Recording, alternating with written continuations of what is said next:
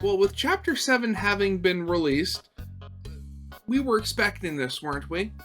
Well, hello YouTube, this is Fortmaster, and this is I Fixed Garten of BanBan by Game Theory. Oh god. Garten of BanBan, the roller coaster that keeps on giving no matter how much you wish it would stop. Now, I'll be totally honest. I've seen, Garten of BanBan has given us a couple of good things. Not a lot, mind you. And I haven't actually bought the games myself. I've just, I've watched it.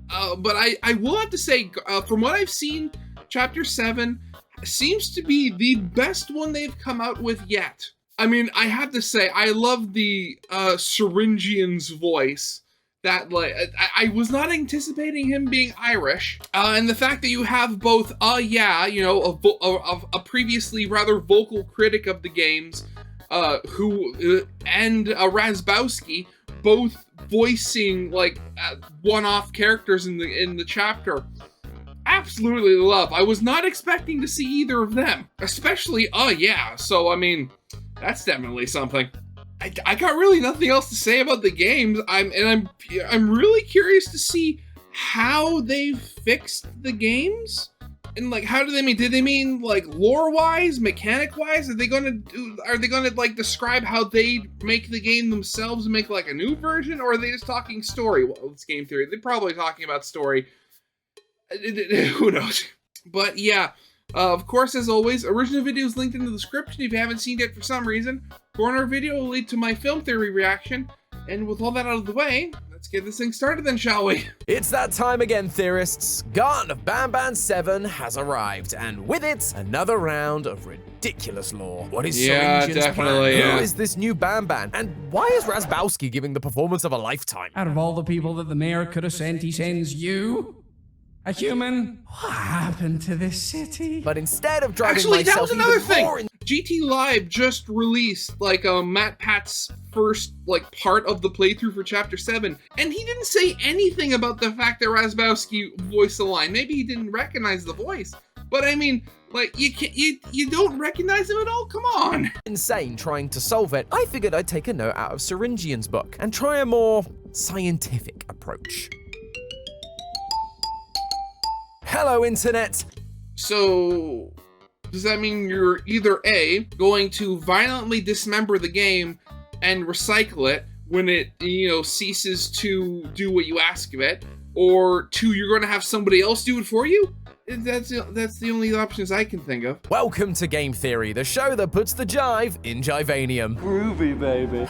I wish I had your excitement, Austin, because today is a day that I have been dreading for a long time. I've been dreading this theory more than Poppy, more than Bendy, even more than Five Nights at Freddy's. But we just got ourselves a brand new installment, which means it's time for me to tackle the insanity that is Garten of freaking BanBan. However, let's be honest with ourselves. Each time a new installment is released for this thing, all bets are off in the lore department. There are some very small much so, underlying yes. narratives, but despite the game giving us more notes, more secret rooms, and more characters that tried to kill us, then help us, then tried to kill us again, it's impossible to predict where this story is going. Heck, That is something, yeah. I mean, you have to kind of show, as the Syringian and his creations said, they don't like humans. But at the same time, they are, like, 1, they're racist, but 2, they are very inconsistent. I would be surprised if the Euphoric brothers even know where it's going at this point. So instead of trying to solve the lore like we typically would, I wanted to take a different approach. Because ever since this franchise first began, there's one aspect of BanBan's world building that I haven't been able to stop thinking about. A cornerstone of BanBan's entire premise that has been largely left ignored. Givanium, the green goop that has helped bring all of these mascots to life. Oh god, in the those first drawings. place. Despite how important its mere existence is to all the events that have happened in this world, we still don't really know a whole bunch about what it really is. Yeah, I mean, besides the fact that on the periodic table, like, square that they use for it, its atomic weight is apparently infinity, which, that's impossible. Otherwise, we'd have drums full of black holes. In this latest game, Syringian, the new red character with multiple arms and surgical tools, he seems to know a lot about Givanium. And we get a lot of notes telling us that he's worked with the stuff, but he's also keeping his cards close to his chest, telling us that he can't say anything because that information is classified. And I'd understand why. Givanium is apparently an element, a genome, artificial blood, and oh yeah, it explodes. When set on fire, yeah. I wouldn't be surprised if the reason he's so tight-lipped, metaphorically anyway, is because there just isn't an answer. It's a classic Deus Ex Machina, able to do whatever the Euphoric Brothers need it to do in order to move the story along. Or at least, that's what I initially thought. Because even though Givanium seems impossible, I have found a substance, or combination of substances, that exist right now, which would take this from science fiction to science fact. And with us now having Syringian being a man or thing of science, I think it would be great if he weren't just spouting complete nonsense the entire time, you know? So consider this my gift to you, Euphoric Brothers. In honor of my first BanBan theory as host, whip out those copies of Ban Biology because it's time to figure out what Givanium is really made of. The most obvious thing I can think of that gives us any kind of clue as to what this stuff is supposed to be is its name. Givanium having that ium at the end immediately reminds me of the elements from the periodic table. In fact, 79 of the 118 currently discovered elements have a name that ends in ium, so it would fit right in. You know what? I never thought of that before. A lot of them actually do. I mean, like, of course, they're the ones that don't: gold, iron, chloride, you know, but like, I didn't even realize, like, I'd always assumed, you know, like, oh, the elements, they're always the ones that are like, they're explosive or they burn nicely. But I never even thought of, like, but I was referring that to, like, aluminum, gallium, titanium, like metals specifically. I completely forgotten, or maybe just never realized, that helium has the exact same suffix at the end of that too. Jeez, okay. I mean, all these little connections in the world that you never really think of. Weird. Logo for Givanium also seems to align with this. We see it plastered all around the facility and it looks like it would belong alongside the likes of Meitnerium and Praseodymium. These details seem to suggest that Givanium is simply a newly discovered element, but there's one big problem with that notion. The infinite symbol! Elements on the periodic table aren't placed at random. They're arranged by their atomic number, weight, which is the number of protons they have around their nucleus. Well, similar thing, yeah, never mind. I forgot. Some elements do have neutrons. That throws off the number. Hydrogen has 1 proton, therefore it has an atomic number of 1 and is listed first in the periodic table. But helium has take 2. another look at the periodic image for Givanium and you'll see it has an atomic number of infinity. I don't think I need to tell you that it's not possible to have an infinite number of protons.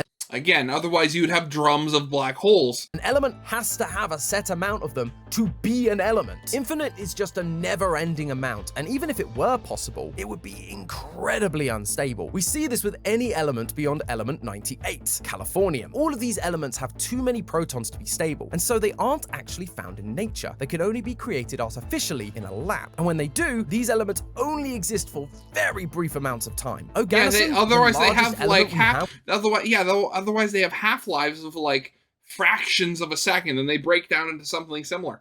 With 118 protons has a half-life of just 0.7 of a millisecond. That's around 18.5 times faster than your brain can even process visual information. After that, it breaks down into lighter elements which are more stable. So even if Givanium was meant to be some super heavy element, it is highly unlikely that it could ever be created in large enough quantities or exist long enough to ever have a barrel of the stuff. Instead, I think the name Givanium is more of a red herring. Or more accurately, it's just dubious marketing. Brands add the ium suffix to their products all the time to make them sound more scientific. The same thing goes for the why was the bike delirium? It's supposed to make things feel more cool and futuristic. I mean, just look at Facebook's rebrand to Meta. That's what I think we're seeing here. I mean, to be fair, I mean, when they rebranded, that Facebook was also getting a lot of, you know, bad publicity at the time, so they were trying to distance themselves from their own product. Which, I mean, I still call them Facebook. You're not going to get me to, you know, start calling them Meta, because Meta is just stupid. One of the notes, we see that Givanium is being shipped in from another location, quote, down south. So this isn't something they're making at the kindergarten, but instead they're buying it in from a supplier that is using clever branding to promote their products. This actually makes figuring out the whole thing a heck of a lot easier, because now the only information we have to tackle is what we learn from the scientific case update reports that we find throughout the game. I mean, also, that does kind of, that also does, like, go into the whole thing of what Syringian said, is that, Givanium does not grow on trees. It's like, they're not shipping in more stuff. When the kindergarten stopped functioning, that stopped. So they they're only working with what they got. Their name, case number, and lore about the characters, each of these mascot reports lists one very specific detail: their genome. A genome is just another name for a creature's entire genetic code, basically their whole string of DNA. Each of us gets one genome. That's what makes us unique. My genome is going to be different from your genome, but each of us just has the one. So the fact that there were multiple genomes listed, including Givanium, immediately got me worried that we'd hit another roadblock. You just can't really have two full genomes at once. But I think the Euphoric brothers were actually on the right track. In one of Stinger Flynn's entries, they talk about mixing Givanium with the other genomes, which sounds to me like they're creating one genome out of the parts, or DNA, from multiple genomes. And so that got me thinking about a little scientific discovery known as the CRISPR-Cas9 complex. CRISPR is an absolute game changer when it comes to the future of genetic research. Originally discovered as part of the defense system in certain species of bacteria, you can think of CRISPR as the world's first genetic find and replace tool. Scientists who want to edit, say, the gene of eye color would synthesize a small segment of DNA that matches the gene they wish to edit. This snippet of DNA is then attached to the CRISPR-Cas9. This complex can then be inserted into the DNA of a person, and the CRISPR will go and cut out the DNA only at the place in the genome that matches the snippet. From here, scientists can add in new DNA, like the gene of a different eye color. And voila, you functionally edited the genome of one person with the DNA from a different person. And it doesn't just work within one species either. There have been experiments introducing human genes into pigs to make their organs more suitable for transplants. And there's a study going on right now to see if introducing elephant genes to humans can stop the development of cancerous tumors. Basically, with the help of CRISPR, we can essentially add any gene we want into any genome we'd like. It's truly insane stuff, which seems fitting given how insane the lore of this franchise is. But there's a cherry on top of all of this. CRISPR is obviously really small. So in order for scientists to better monitor where the DNA they've added has gone, they'll often attach a special protein to the CRISPR mix called GFP, or green fluorescent protein, which, if the name wasn't a huge giveaway, is a fluorescent green color, just like the Givanium we see throughout the game. Of course, CRISPR isn't without its side effects, and it turns out we also see those in the game. One of the things that scientists are most worried about when it comes to CRISPR is the potential that this cutting process may cut in the wrong place and lead to serious mutations. Something that we see time and time again to characters like Apelabird, Nab-Nab, and BanBan when they are exposed to excess Givanium. There's also concerns that modifying one gene could affect other genes in unforeseen ways, which is probably why the game makes it quite clear that adding more than 3 genomes together is a big no-no, leading to a phenomenon known as a genome cloy, where the mascot will essentially reject the other DNA and revert back to a single uncombined genome. And finally, there's a chance. I mean, what was it? I remember hearing a while ago, it's the whole thing with like how you can have a single gene affecting multiple things. And they've said it on game theory before. I think we all remember, the pundit square from high school. And even with the eye color is like controlled by so many different genes. You change one and then you're like, not only your eye is different, but your hair is different. It's like, genetics is complicated, and I do not envy the people who have to work in it. That the body's immune system will fight and reject whatever DNA you're trying to plug in. We see this all the time with organ and blood transplants, but the same thing is feared with CRISPR because it's essentially a bacteria. So not only might the body be fighting foreign bacteria? DNA, I thought it was more viral. That it's not used to, leading to the foreign substance getting attacked by the body and causing immense amounts of pain, just like we hear about in the case reports. However, CRISPR can only be half the story. CRISPR explains Givanium's color, the side effects, and its ability to combine with genes from other donors, but CRISPR doesn't have DNA of its own. For Givanium to be considered a genome, as the game puts it, it would need its own set of DNA to splice itself in with whatever human or jellyfish DNA the scientists would choose. So, we need to figure out what creature the Givanium DNA is actually coming from. The problem is, there are literally millions of possible species on this planet, so narrowing it down to just one seems like it would be like trying to find a crayon in the world's largest kindergarten. Well, yeah. Trying to think, because we don't really know, because thinking about it, there aren't that many similarities between all of the, the creatures and that we've seen in Garten of BanBan. Mostly, it's only been stuff that we've seen, they're either bipedal or very similar to being bipedal. And that's not including the naughty ones who are more like slugs. Because Nab-Nab is supposedly made from a spider, but he only has 4 limbs. But then there's the syringian, has 4 arms on top of having 2 legs. It's really weird, and that could also just be the human, because we've seen what happens when you just mix Givanium and jellyfish DNA.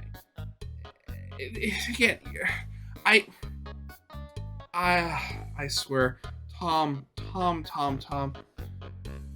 Why do you torture yourself trying to give reason to Garten of BanBan? Why do you do this to yourself? Fortunately, the game does give us a couple of clues to work with. In the case report for Case 1, update number 2, we get this line about the functions of Givanium. The case mentioned in the previous report has moved an arm, as if its artificial nervous system had worked for a split second. As predicted, GV seems to provide identical functions to blood. It also had a strange physical effect. GV appears to expand in size when it is set to flow, and as a result, the case has grown a number of veins across its body. So, not only is Givanium supposedly carrying out the role of blood in these mascots, it's also able to create more complicated body structures like artificial veins and nervous systems. CRISPR can do many things, but act like blood or create veins or nervous tissue, it cannot. But are you saying that Givanium could possibly be some form of stem cells? do you know what might? Stem cells. Our bodies are made up of lots of different kinds of cells. Brain cells, heart cells, colon cells, each one programmed to carry out a specific role in the body. But not all cells are so specialized. When you're first conceived, your body is made up of a unique kind of cell known as a stem cell. Stem cells are essentially cells that don't know what they want to be when they grow up. They might become a heart cell or a brain neuron, only time will tell. Unfortunately, by the time you're born, the vast majority of your stem cells will have differentiated into all the different cell types that make up your body. However, we aren't looking for humans as our Givanium donors. On the case reports, Givanium is listed as a separate genome from humans, and in the update report, it says mammalian circulatory systems are ineffective. Now, technically, mammalian isn't a word, but I think I get where they're coming from. Basically, it cannot be a mammal-based circulatory system, and so Givanium is not only non-human, but also non-mammal. So, what does that leave us with? We need a specimen that is not a mammal with the ability to create stem cells throughout its life cycle that can be turned into whatever body part is necessary. Should be simple, right? Well, as axolotl or some form of salamander at the very least, because I know at least axolotls have like fantastic regeneration abilities. So that ability might be watered down when you have it mixed in with other genomes, and it's only being used to the effect of, you know, creating a circulatory system and creating bones, you know, that sort of stuff. Again, I'm putting way too much effort into this. Why am I doing this? Because it's fun. Why else? As it turns out, there's a lot of wacky creatures in this world, and some of them have the ability to grow any body part they want when it's severely damaged or even cut off. Many species of lizards can regrow their tails. Axolotls have been known to regrow their heart muscles, spinal cords, and whole other limbs. But there is one creature that knocks all of them out of the water, a goofy-looking flatworm known as the planarian. When it comes to regenerational prowess, no one beats the planarian. This thing is generating stem cells indefinitely, able to create skin, vein-like structures, nerves, to the point that if you cut a planaria in half, not only does the head regrow its missing tail, can deal with two of them, okay. Will grow an entirely new head. No wonder all these characters in Garten of BanBan seem to just spring back to life after being severely injured. They just need a breather to regrow and repair all the damaged bits. Not only that, but studies have shown that this newly grown head, for some reason, is able to retain and pass on memories from its previous head. If the memory gene from the planaria is being spliced into the human genomes put into these mascots, it could explain why, for some reason, these mascots have memories about the lives of their human genome donors, such as their name and occupation. Planaria don't have traditional circulatory systems either. Instead, they have what appear to be veins, but is really their digestive system, and it does pretty much the same thing a circulatory system does for mammals. It transports nutrients throughout the body. So that's a big old tick for the non-mammal circulatory system thing.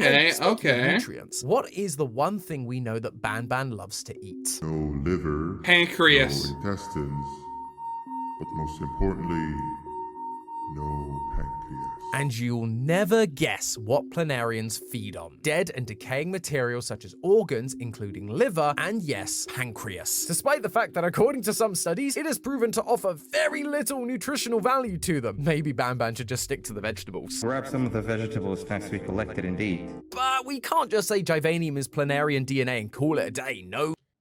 I know at the very least, I know liver, even though I don't like the taste, I know it's like very high in like iron and stuff like that. Like, but what is the nutritional value of a pancreas? Now I gotta look this up because I'm curious. Oh, okay. I didn't realize the pancreas was so fatty.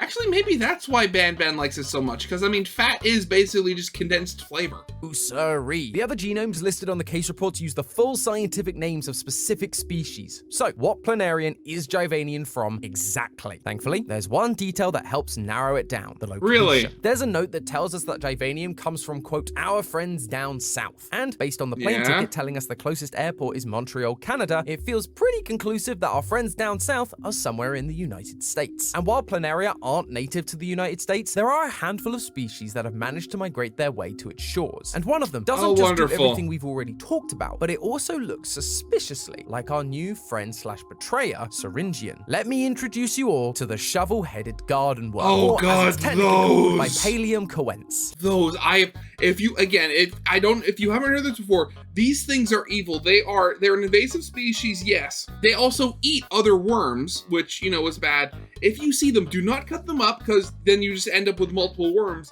You basically have to freeze them, or like, you know, basically salt them, freeze them. You know, you need to annihilate them to like kill them properly. Yeah, Syringian's head isn't an accident. According to Syringian's case reports, he's made up of only 2 genomes, human and Givanium. But much like how Stinger Flynn's form is based on his jellyfish DNA, Syringian seems to be based more on his Givanium or Bipalium side rather than his human one. And with this being the specific species for Givanium, Bipalium coense is known for secreting a neurotoxin that can be dangerous to humans and pets. That toxin isn't mixing well with the mascot's human and animal parts. But with that, it feels like we found ourselves the source of Givanium, planarians, specifically Bipalium coense, a non-mammalian creature from the United States with extraordinary It is not from the United States. regenerative abilities, able to rebuild their vein-like digestive system and nervous system. Then just mix it in with CRISPR-Cas9 and a little green protein, and you too can create these unholy abominations in your own haunted kindergarten. There's just one tiny detail that I mentioned right at the start of this video that I've yet to address. I had this entire theory written out and ready to go before BanBan 7 dropped, and so, of course, they had to throw one final curveball at me. Givanium It's flammable, explodes. yeah. Why? Why would you do this to me? We were this close to a clean run. It's okay. It's fine. We can do this. Deep breaths. Whew. The reason this is initially such a problem is that DNA isn't explosive or flammable. In fact, it's quite the opposite. Researchers have found that DNA is a great flame retardant substance and are experimenting with coating highly flammable materials like cotton with it. However, what if it's not the DNA? With just DNA. Okay, sure. I didn't see that one coming. Weird. But the world is a fascinating place, so I'm not going to judge. DNA exploding, but the barrel the Givanium is stored in. Take a look at the explosion. It's not a fiery explosion like the others we've seen in the games before. There's an immediate flash with some sparks, and then there's just a pillar of white smoke. That looks less like the burning of a flammable substance like plain fuel, and instead more like when a pressure cooker explodes. Why would that be the case here? Well, as we've discussed, Givanium contains DNA, and it is common practice to store DNA in liquid nitrogen so that it doesn't degrade. Now, liquid nitrogen has a temperature of -196 degrees Celsius or -320 so pretty degrees cold. Fahrenheit, which is a problem because most places aren't that cold, and so it heats up, turning from a liquid into a gas. Yes. This wouldn't be an issue so long as it's stored in a container with a loose-fitting lid and not, oh, I don't know, an oil drum. Those things are known for having tight seals, and they've been left out at least since Bring a Friend Day, if not well before that. And so the nitrogen gas continues building and building and building until we hit the final nail in the coffin by lighting the drum on fire. How we do that, I'm not exactly sure. It's not like there's a fuse or anything. I mean, it could be the paint itself is flammable. Like, they could have just skimped on a few things, and even when dry, you just have to light a match and the paint will start burning.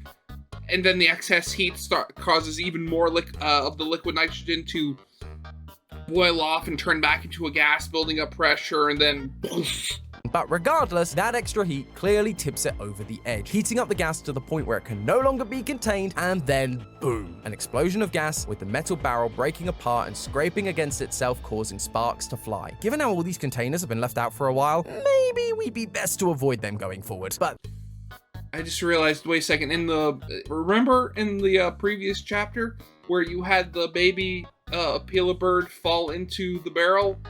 That would mean that the barrel was open-topped.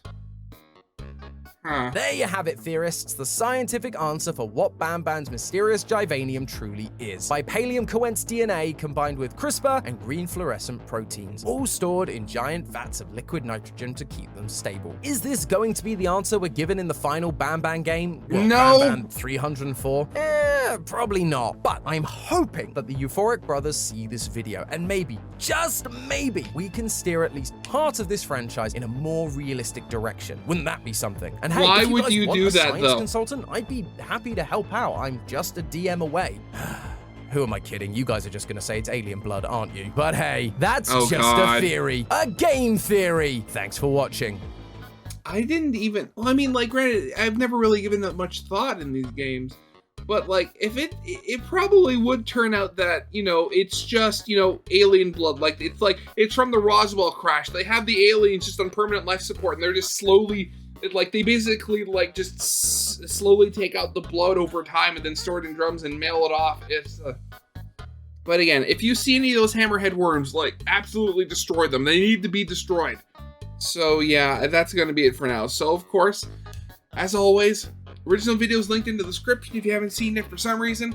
Corner video will lead to my film theory reaction, and with all that out of the way, I hope you guys liked. If you did, leave a like, subscribe if you have not, and I'll see you guys next time.